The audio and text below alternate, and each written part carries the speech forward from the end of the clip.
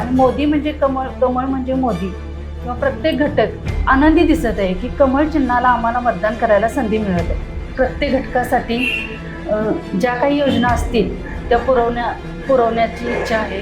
जिल्हा परिषद निवडणुका आणि पंचायत समितीच्या निवडणुकीच्या पार्श्वभूमीवरती सरवडे जिल्हा परिषद मतदारसंघामध्ये मी आली आहे आणि या मतदारसंघाच्या बीजेपीच्या उमेदवार सविता मानसिंग पाटील या माझ्यासोबत आहेत. तर शाहू न्यूजमध्ये आपलं स्वागत आहे.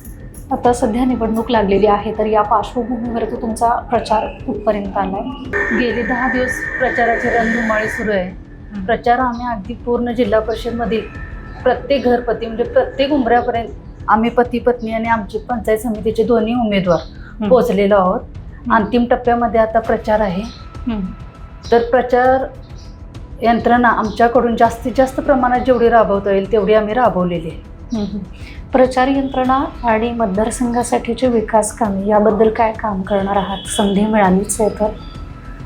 जर संधी मिळाली प्रत्येक घटकासाठी ज्या काही योजना असतील त्या पुरवण्याची इच्छा आहे. जे केंद्रात भारतीय जनता पार्टीचे सरकार आहे, प्रधानमंत्री आपले मोदीजी आहेत, राज्यात ही महायुतीचं सरकार आहे, मुख्यमंत्री आपले देवाभाऊ आहेत.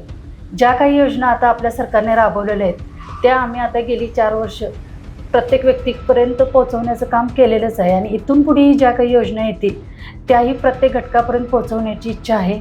तसेच जिल्हा परिषद मतदारसंघासाठी म्हणता येईल तर सदस्य म्हणून मी जर जिल्हा परिषदेची मला जर संधी मिळाली तर रस्ते, पाणी, शैक्षणिक, आरोग्यविषयक असे प्रत्येक घटकावर काम करण्याची इच्छा आहे.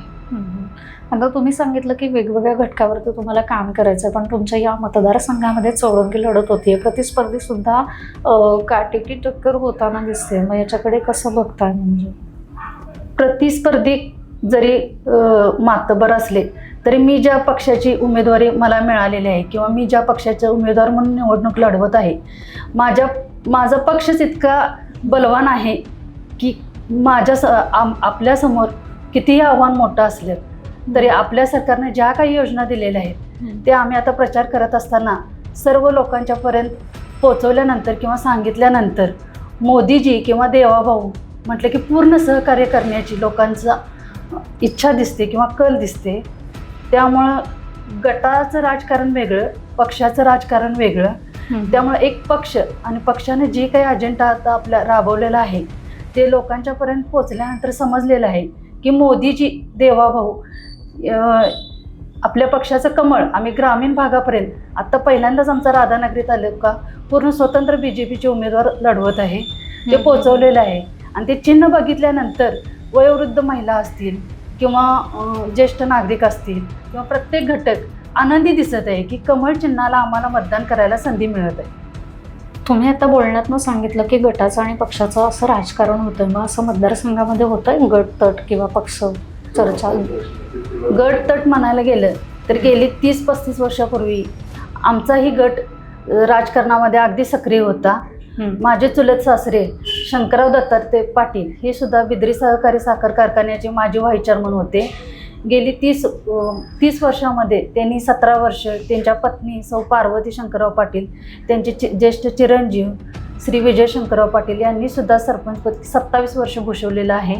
गल्लीपासून दिल्लीपर्यंत BJPची एक वेगळी चर्चा होताना दिसते आणि आपल्याकडे केंद्रात पण BJP आहे, राज्यात पण BJP आहे. मग तुम्हाला पण BJPची उमेदवारी मिळाली आहे, काय भावना आहे? केंद्रात राज्यात BJPची सत्ता आहे, पण ग्रामीण भागामध्ये राधानगरी तालुक्यामध्ये असं प्रथमच घडते की पूर्ण भारतीय जनता पार्टी आमची स्वतंत्र निवडणुका लढवत आहे जिल्हा परिषद आणि पंचायत समितीसाठी. जिल्हा परिषदेसाठी 5 उमेदवार तर पंचायती समितीसाठी 10 उमेदवार, 15 उमेदवार आता कमळ या चिन्हावर लढत आहेत.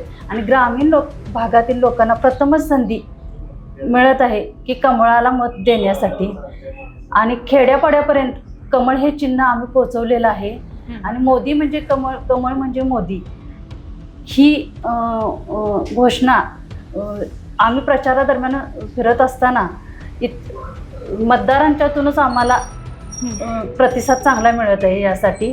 त्यामुळे पूर्ण मतदार अगदी मतदारांच्यामध्ये आनंदी वृत्ती आहे की कमळावरती आपल्याला मतदान करायला मिळत आहे.